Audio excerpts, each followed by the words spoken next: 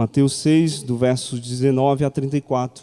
Diz assim: não acumule neste mundo tesouros que podem ser devorados por traças, corroídos pela ferrugem ou pior, roubados. Prefira um tesouro no céu, pois ali estará a salvo das traças, da ferrugem e dos ladrões. Não parece óbvio? Saibam que o lugar em que vocês mais desejam estar é perto do seu tesouro, e é lá que acabarão indo parar. Os olhos são as janelas do corpo. Se vocês abrirem bem os olhos com admiração e fé, seu corpo se encherá de luz. Se viverem com os olhos cheios de cobiça e desconfiança, seu corpo será um celeiro cheio de grãos mofados. Se fecharem as cortinas dessas janelas, sua vida será uma escuridão. Vocês não podem adorar 2 deuses ao mesmo tempo. Amando um Deus, acabarão odiando o outro. A adoração a um alimenta o desprezo pelo outro. Vocês não podem adorar a Deus e ao dinheiro. Se vocês se decidirem por Deus, vivendo para cultuá-lo, não ficarão aflitos com a comida que terão de pôr na mesa, ou se o guarda-roupa está fora de moda. Há muito mais coisas na vida que comida que vai para o estômago. Há muito mais coisas para se ver que as roupas que vocês usam. Olhem para as aves, livres e desimpedidas. Não estão presas e nem mesmo têm um emprego e vivem despreocupadas. Estão, sim, aos cuidados de Deus. E vocês valem muito mais do que esses passarinhos. Será que alguém consegue ficar 1 centímetro mais alto, preocupado diante do espelho? Todo esse tempo e dinheiro gasto com moda, pensam que faz muita diferença? Em vez de correr atrás da moda, caminhem pelos campos e observem as flores silvestres. Elas se enfeitam, nem compram. Mas vocês já viram formas e cores mais belas? Os 10 homens e mulheres da lista dos mais bem vestidos iriam parecer maltrapilhos comparados às flores. Se Deus dá tanta atenção à aparência das flores do campo, e muitas delas nem mesmo são vistas, não acha que Ele irá cuidar de vocês, ter o prazer em vocês e fazer o melhor por vocês? Quero convencê-los a relaxar, a não se preocuparem tanto em adquirir. Em vez disso, prefiram dar, correspondendo assim ao cuidado de Deus. Quem não conhece Deus e não sabe como Ele trabalha, é que se prende a essas coisas. Mas vocês conhecem Deus e sabem como Ele trabalha. Orientem sua vida de acordo com a realidade, a iniciativa e a provisão de Deus. Não se preocupe com as perdas e descobrirão que todas as suas necessidades serão satisfeitas. Prestem atenção apenas no que Deus está fazendo agora e não se preocupe quanto ao que pode ou não acontecer amanhã. Quando se depararem com uma situação difícil, Deus estará lá para ajudá-los. Que texto lindo, hein? Palavra de Deus. Vamos orar? Você ora comigo? Amém? Deus, que o Teu Espírito sopre hoje à noite nos nossos corações e que a gente saia daqui afetado pela palavra, essa palavra que atravessa, essa palavra que faz ecoar e faz com que a gente ganhe sensibilidade, faz com que a gente ganhe capacidade de olhar melhor para a vida e se enxergar melhor também o outro. Que hoje à noite a gente descubra um outro caminho, uma outra metáfora, uma outra ideia para aquilo que a gente entende como felicidade. Que o Teu Espírito nos ajude assim a discernir esses passos, a esses valores que a gente acredita que são valores do Evangelho, que faz com que a gente caminhe na vida, em nome de Jesus. Amém.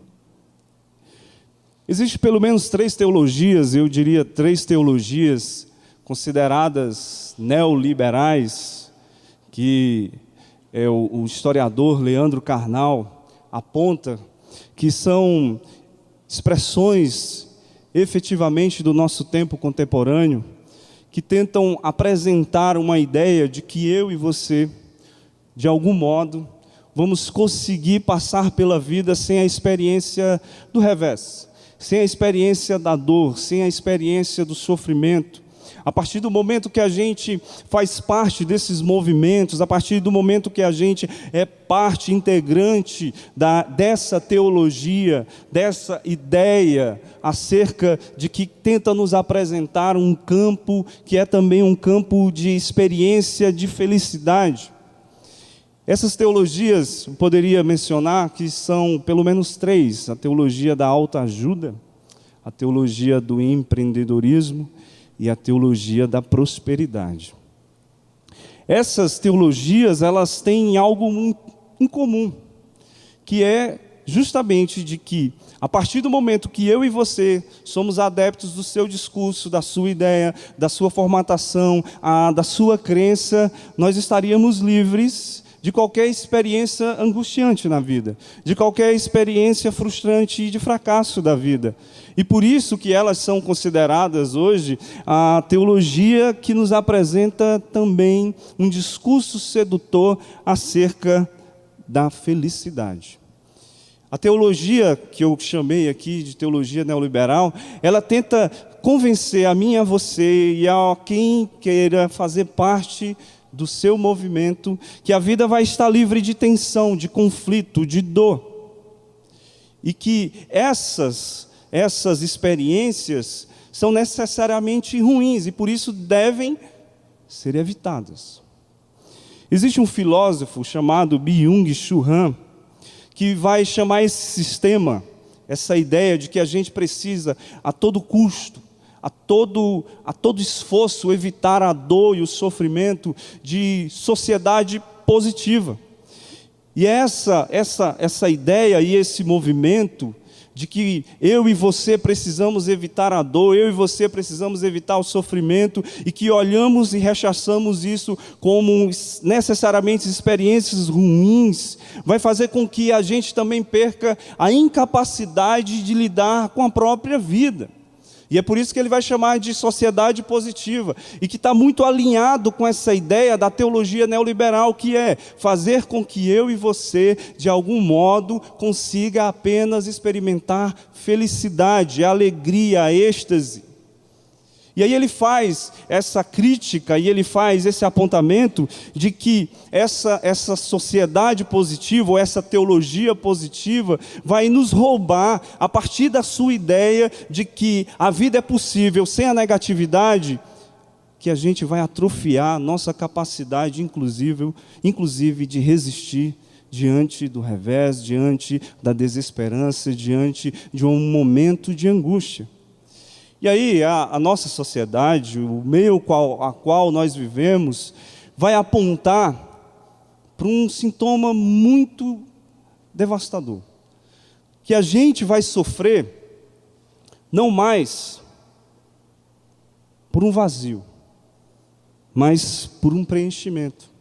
Ou seja, a gente vai sofrer não mais porque a gente deixou de ter, mas porque a gente já está preenchido, ou pelo menos estamos convencidos pela crença que à medida que nós somos expostos ao consumo, nos sentiremos felizes e menos fracassados. Essa é a ideia que está por detrás da que eu chamei de teologia neoliberal. Ou seja, à medida que eu e você temos as coisas, à medida que eu e você possuímos as coisas, à medida que eu e você conquistamos os nossos objetivos, à medida que nós estamos expostos a isso, nós nos sentiremos mais felizes e menos fracassados. O que é uma grande mentira. E aí, a teologia neoliberal, ela, como eu já falei, ela tem um discurso que é sedutor. Porque ela diz assim: você vai ser feliz à medida que você cumpre os ritos, à medida que você cumpre o cardápio, à medida que você cumpre a receita que ele disponibiliza para você. Ora, convenhamos, Se existe esse discurso apontando para mim que basta eu seguir um roteiro, uma receita e que vai me trazer uma compensação, uma satisfação, quem é que não quer? Quem é que não deseja? Então o discurso é muito sedutor para a gente. O discurso ele é muito palatável para que a gente caia e acredite. Então, de certa maneira, esse discurso é um discurso de que a felicidade só vai ser possível, ou seja, nós só experimentaremos algo que nos faça felizes à medida que a gente tenha o que o filósofo vai chamar de positividade. Então, nesse sentido, a felicidade é positividade.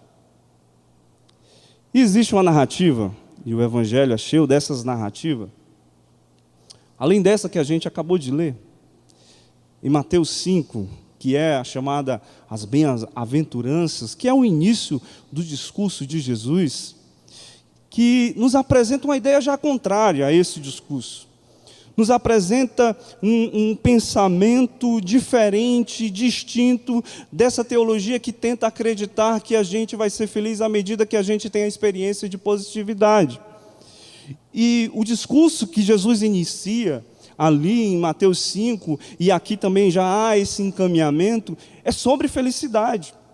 Mas uma felicidade que nasce do choque, que nasce do contraste, que nasce na experiência daquilo que o filósofo vai chamar de negatividade. Acompanhe comigo aí, e que vai estar projetado, os versos 3 e 5. Abençoados são vocês. Ou eu poderia usar a tradução e dizer assim: felizes são vocês, que nada mais têm para oferecer.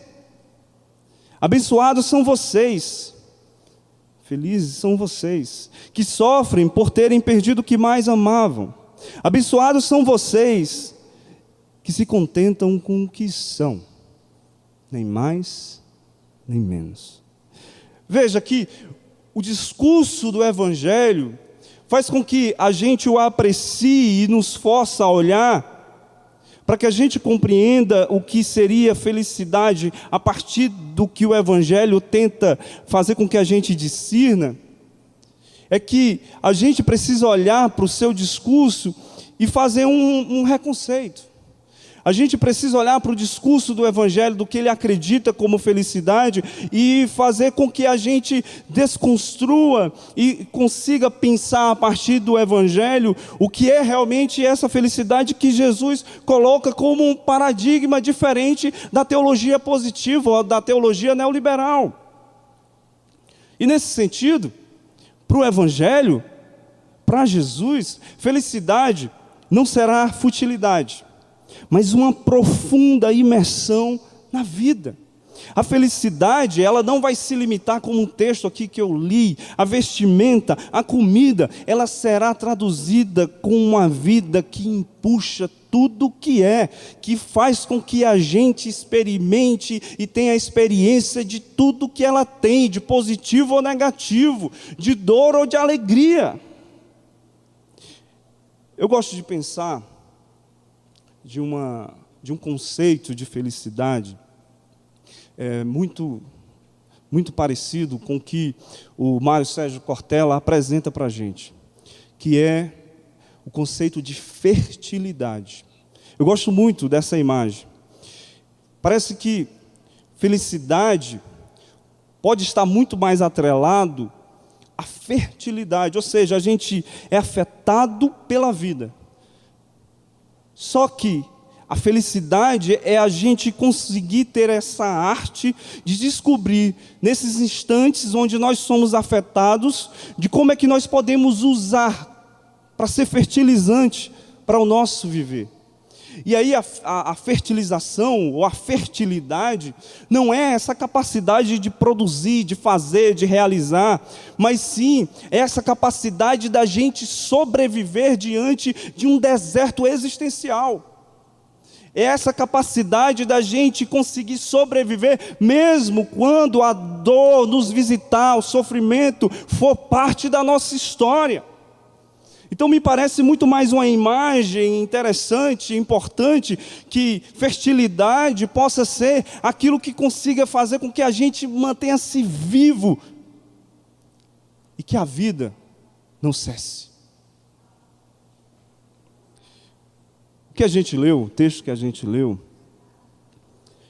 eu acredito que é um construto, um roteiro, um itinerário que Jesus vem propondo para aqueles que estão ouvindo. É o Sermão do Monte, é o discurso mais longo que Jesus faz no Evangelho, na Bíblia, e que ele tenta apresentar ali para quem lhe ouve e também para os seus discípulos qual é o seu interesse na sua proclamação, qual é as suas ideias, aquilo que ele acredita, qual é o seu modelo, qual é o seu paradigma. E aí é interessante que esse discurso aqui que a gente leu, parte dele, esse corte que nós fizemos, já à época de Jesus, parece que Jesus tenta já colocar-se como um contraste, como uma antítese, que faz a associação da felicidade à previsibilidade. Ou seja, o que é previsível, o que eu consigo dominar, o que eu consigo controlar. E aí ele vai usar a imagem do celeiro, do campo, daquilo que eu consiga guardar, daquilo que eu consiga ajuntar.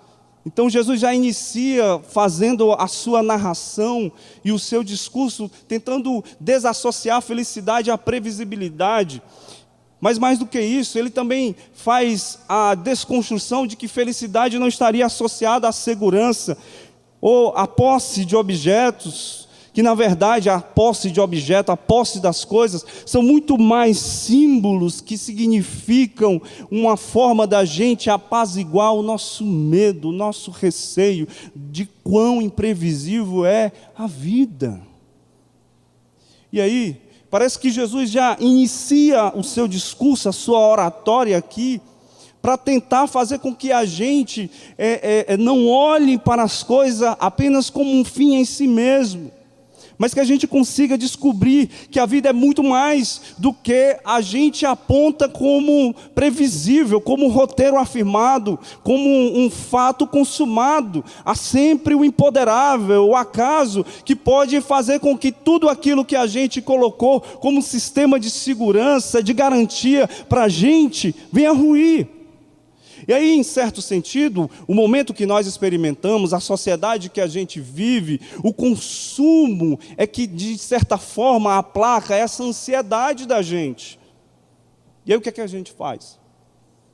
A gente consome, não mais por fruição, mas como eu falei, para apaziguar o nosso coração, para diminuir a nossa ansiedade, para diminuir o nosso medo. A gente consome não mais por uma utilidade básica, subsistente, mas na verdade porque por detrás daquilo que eu consumo existe uma cultura de valoração e afirmação de status, do que eu sou. E é por isso que você olha a propaganda de televisão e tem uma promoção do iPhone 7 e você fica ansioso e você dá taquicardia no teu coração porque você precisa comprar. E é justamente esse alerta que Jesus faz aqui nesse discurso. É que a gente precisa se desvincular de que o sentido da nossa história, da nossa vida, não estão nas coisas. E ele é contundente: não acumule neste mundo tesouros que podem ser devorados por traços corridos pela ferrugem, ou pior, roubados. A questão de Jesus não é que eu e você não vamos deixar de consumir, é óbvio. Isso aqui é claro, todos nós precisamos. Há um consumo básico, subsistente, para a gente se sentir bem, alegre, feliz também. Mas a questão é que a gente pode entrar num ciclo ininterrupto de atulhar coisas. E aí, em vez de a gente achar que o fato de nós consumirmos as coisas vai nos dar liberdade e alegria, a gente pode ficar aprisionado a esse ciclo e nos provocar mais frustração e ressentimento. É por isso que a gente olha para a foto de Facebook do nosso amigo que viajou para a Holanda, para a França, e a gente fica morrendo de inveja, de frustração, de ressentimento, porque a gente acredita que só vai ser feliz se a gente fizer a mesma viagem. O que Jesus faz é a denúncia desse sistema.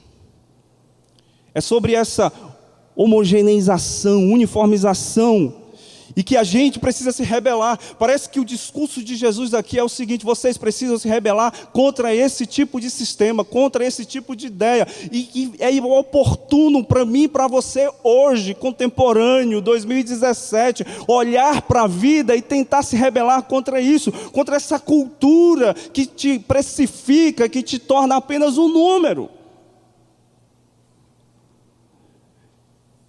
O que Jesus faz é essa desconstrução, porque senão a gente não tiver essa capacidade, essa sapiência, essa sabedoria de compreender que a nossa felicidade é muito mais um jeito de viver, e de viver não para fora, para as coisas, para os objetos, mas para dentro. A gente pode comprometer o nosso projeto de vida, a gente pode comprometer as nossas relações, a gente pode comprometer a nossa saúde, inclusive. E aí, mais uma vez, eu insisto, o problema dessa teologia neoliberal, ou desse jeito que a gente está percebendo na maneira como a nossa sociedade foi organizada e está organizada, o problema desse sistema é que nós fomos transformados em consumista, e a nossa relação é precificada. Nós somos apenas números. E o que você é, não é o invisível do ser, mas é o tangível, é o concreto, é o que está externo a você. Então, veja, o que é que esse ambiente, no qual eu e você estamos, fez com a valoração do que você é? A gente ultrapassou uma linha. A gente sai da invisibilidade de ser e a gente caiu na exigência e na exposição de ter. Mas para você ter e eu ter, nós somos transformados em seres de desempenho, de performance, de produtividade, de ativismo desenfreado, de uma angustiosa corrida competitiva. E a gente nem vai se apercebendo, e a gente nem vai sentindo, e a gente nem vai conseguindo olhar para as aves dos céus. Parece que Jesus sente esse sintoma já lá. E esse sintoma é aqui hoje, 2017, para mim e para você. E Ele sabe que esse sintoma e esse tipo de vivência é uma armadilha, é um disfarce que vai nos levar a um profundo egoísmo. Esse sistema vai fazer com que a gente seja, a qualquer custo, seres self-service. Jesus sabe que logo, à medida que a gente se aprofunda nessa teologia e nessa cultura, a gente vai sim ficar adoecido. E aí a pergunta que não quer calar. Então, qual é o olhar de felicidade, meu amigo, que o Mestre nos propõe, que de certa forma vai fazer com que eu e você experimente beleza, lucidez, que vai fazer com que a gente ganhe um lastro existencial e saia de uma vivência mesquinha, e que de certa forma te aniquila e aniquila mais ainda a presença do outro. Que felicidade é essa que Jesus nos apresenta? E eu quero fazer duas afirmações. A primeira delas é: a felicidade é uma gratuidade, não uma conquista. O exercício que Jesus primeiro nos provoca é que sem a pedagogia do ver, estaremos fadados a uma incapacidade de resistirmos aos estímulos ofertados pelas teologias neoliberais. Parece que é isso que Jesus faz logo no início ali do seu discurso. Após ele falar sobre esse risco que é acumular, a primeira coisa que ele diz é: abram os olhos. Vocês precisam ver o quê? Ver além das coisas. Vocês precisam perceber que a vida é muito mais do que a conquista em si mesma. Existem pássaros aí gozando de liberdade muito mais do que você, que acha que está com o celeiro cheio de coisas e se acha garantido na vida e na história. Jesus parece que entende que há ali um jogo sedutor e que a todo instante eu e você estamos seduzidos ao consumir, ao ter, ao produzir. E nesse caso nós nos iludimos com a experiência de felicidade como essa passagem única, suficiente na experiência dos nossos méritos. Ora, porque é lógico, amigo, se você tem é porque você ralou, porque você buscou, porque você fez por ter. E o que Jesus faz? Jesus, olha, a felicidade não é isso. Há um corte aqui, há um rompimento de conceito que Jesus tenta apresentar. Deixa eu dizer o que é felicidade. Primeiro, abra os olhos. Tem essa capacidade de perceber o que está à sua volta, além do seu objeto de desejo, além do seu apetite. E o que Jesus nos provoca é justamente isso, é que a gente consiga ampliar o nosso olhar, para que a gente não seja reduzido às coisas, às posses. E aí o brilhante José Tolentino Mendonça, do seu livro, A Mística do Instante, fazendo a interpretação desse texto, mas esse texto em Lucas 12, ele conseguiu traduzir esse perigo que a gente tem à medida que a gente acha que consumir e que nossa experiência de felicidade vai passar por isso. Porque à medida que a gente consome, às vezes a gente nem sabe por que consome. À medida que a gente entra nesse processo, nesse ciclo vicioso que nos anestesia, a gente daqui a pouco não consome nem mais por subsistência, a gente consome, nem sabe por que consome. E aí tentando apresentar e fazer com que a gente consiga abrir os nossos olhos, para que a gente seja liberto dessa obsessão de que a gente vai acreditar que à medida que a gente conquista, a gente é feliz. Aí ele tem um texto que eu queria partilhar com vocês, é um fragmento. Diz assim, fazendo a interpretação dessa mesma narrativa, só que de Lucas 12. Ele diz assim: o Senhor vem dizer-nos, a vida é mais do que sua casa, do que o trabalho, do que as perspectivas de reforma, mais do que as coisas que ajunta. A vida é mais.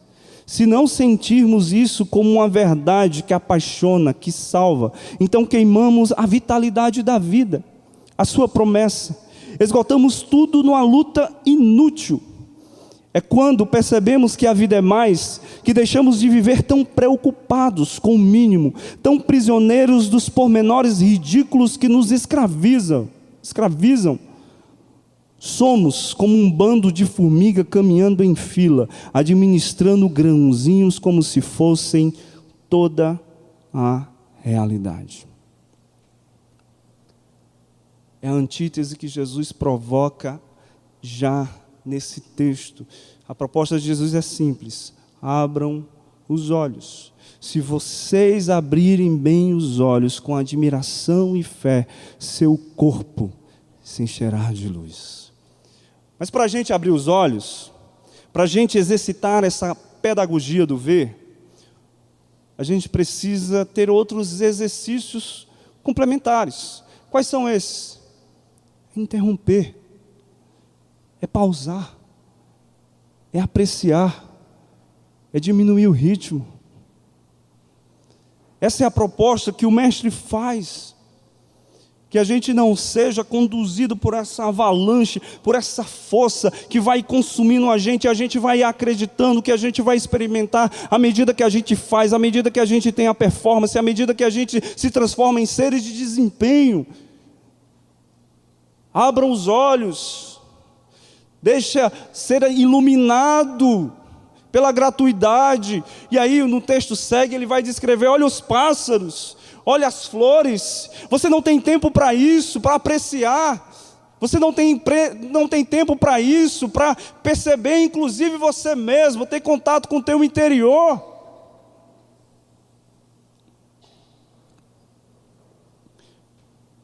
Eu tive uma experiência nessa semana. Domingo passado eu não estava aqui, estava em Sobral, então eu viajei na sexta-feira e tive lá em Sobral um momento de graça com a comunidade de Sobral, conduzindo, mediando uma conversa sobre direitos humanos e a fé. E a minha despedida foi muito rápida com a Beatriz. Na sexta pela manhã, eu viajei sexta-feira de manhã, dessa que passou, na anterior. E cheguei somente na segunda-feira. Segunda-feira já à noite, Beatriz já chega cansada da escola. E a semana foi toda corrida, né? Trabalho e outros compromissos. E nós tivemos pouco tempo de presença. E já tinha que viajar na sexta-feira também, para o ABC, que nós tivemos nesse último fim de semana. E me veio uma intuição, de manhã, na sexta-feira, porque ali era o último instante, né, daquele dia que eu teria o contato com ela. Ia para a escola, passo o dia na escola, viajaria à tarde, eu e Karine, e eu não mais a veria na sexta-feira. E aí me veio uma intuição. Eu chamei a Beatriz: vem cá, filha, logo de manhã cedo. Aí, oi, papai, vem cá, me dá um abraço. Pedi um abraço. E aí, quando eu a abracei, eu tive uma outra intuição. Eu pedi assim: sente o meu coração. Pedi para ela sentir meu coração. Eu também vou sentir o teu coração. E a gente ficou ali agarradinho. Eu não sei quantos segundos se passaram, não sei. Mas aquela experiência foi enchendo meu coração de amor, de afeto, de gratuidade, de uma graça redentora. As lágrimas escorreram assim um pouquinho. Aí eu enxuguei rapidamente. Aí a gente se descolou, os nossos corpos. E aí eu perguntei: e aí? Você sentiu o coração do papai? Como é que foi? Aí ela respondeu: fez tum, tum, tum, tum, tum. Foi? E mais o quê? Está bem aceleradinho, pai. Está bem aceleradinho. E essa experiência simples foi uma experiência de que às vezes a gente fica tão obcecado de experimentar felicidade, mas ali foi um instante de graça, de afeto, e de que a gente ficou sorrindo abobalhados um com o outro, porque a gente começou a sentir o coração um do outro, simplesmente isso. A gente precisa muito pouco para sentir a felicidade. Não vai ser na aceleração das nossas rotinas, no carregar a vida de coisas que nós seremos alcançados pela graça de felicidade. Podemos sim sentir-se seguros, estáveis, garantidos com as nossas conquistas, mas a gente precisa ter um cuidado que elas não nos anestesiem, que ela não nos sequestre a beleza da graça, para que ela também não nos impeça de ver que a vida é sempre um pouco mais. Olhe para os lírios do campo.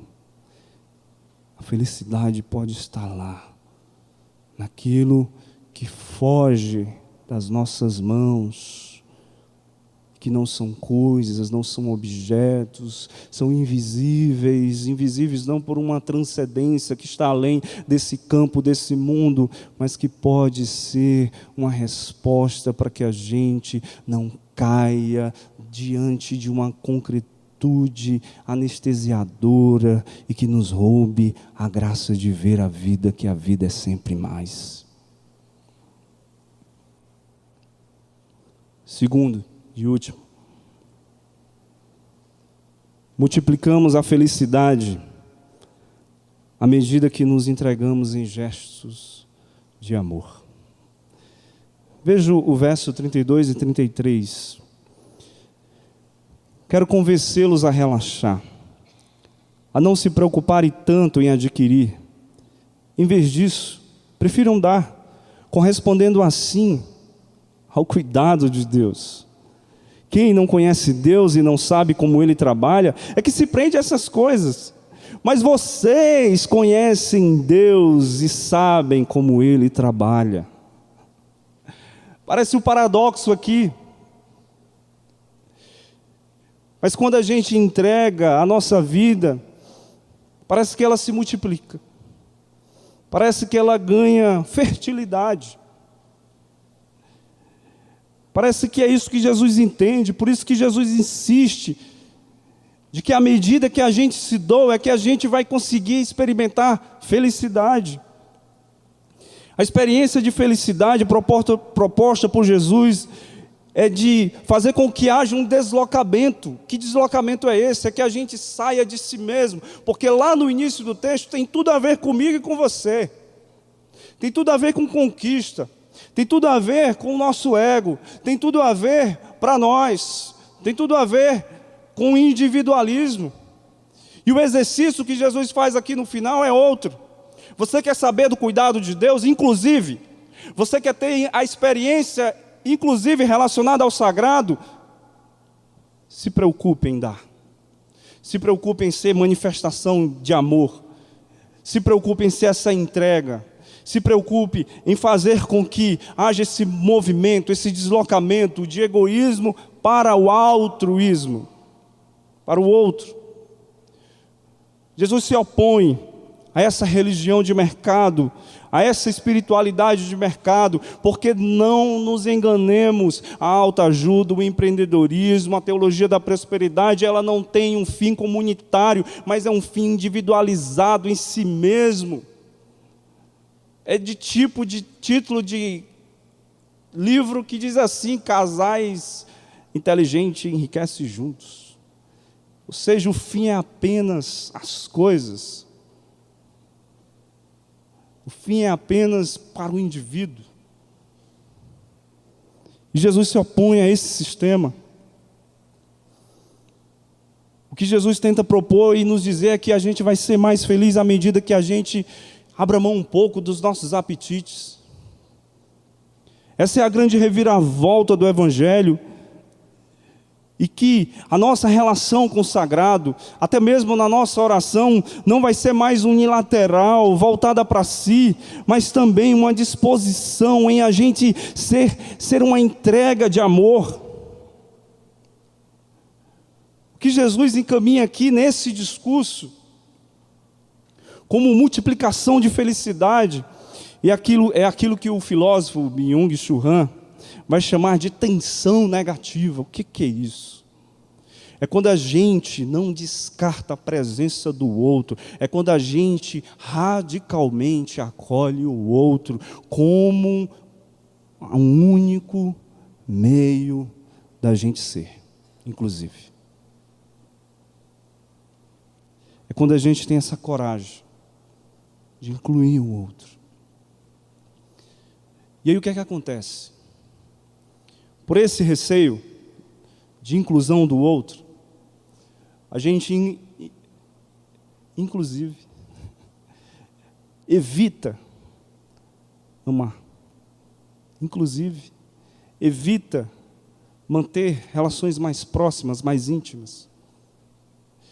E aí ele vai denunciar esse tipo de sociedade que está a todo instante evitando o outro, a presença do outro, porque o outro é negativo demais. E aí ele tem uma frase que eu achei maravilhosa no seu livro A Sociedade da Transparência, falando sobre o amor, sobre essa incapacidade que a gente anda tendo acerca de não incluir o outro. Diz assim: o amor é domesticado e positivado para a fórmula de consumo e conformidade, no qual todo e qualquer ferimento deve ser evitado. há aqui um ponto de decisão com a nossa identificação com Jesus e com o Evangelho. O outro é um estranho que precisa caber na nossa conta, no nosso trabalho, na nossa agenda. O outro não pode ser a nossa desistência, é o que o filósofo denuncia. Há uma desistência do amor, porque o amor vai, de certa forma, despertar negatividade, porque a gente vai correr o risco de ser ferido, inclusive. E Jesus insiste nisso, para que a gente não desista de amar, para que a gente abra mão desse receio, desse medo. E Jesus insiste que o cuidado de Deus vai passar justamente com esse deslocamento em direção ao outro. É no outro que estará a nossa ambígua felicidade. A felicidade se multiplicará à medida que somos encorajados a amar, mesmo com evidente risco de nos ferirmos. Esse é o caminho que Jesus trilha acerca da felicidade e dessa capacidade que a gente vai ter para multiplicá-la. Quem mais ama é quem mais sofre, porém é quem tem mais oportunidade de experimentar a felicidade. É quem vai conseguir alargar o seu lastro existencial, é quem vai aprofundar a sua história e não será reduzido, ensimesmado, e sim vai conseguir potencializar e ampliar os afetos, os encontros, os olhares, e contará com Deus como companhia.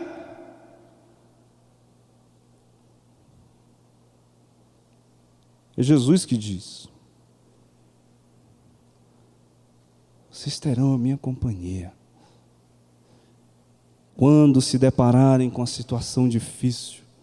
Deus estará lá para ajudá-los.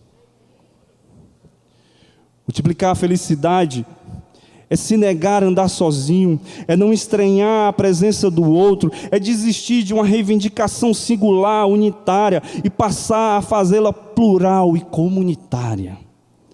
E aí eu vou parafrasear o mestre Tolentino Mendonça mais uma vez.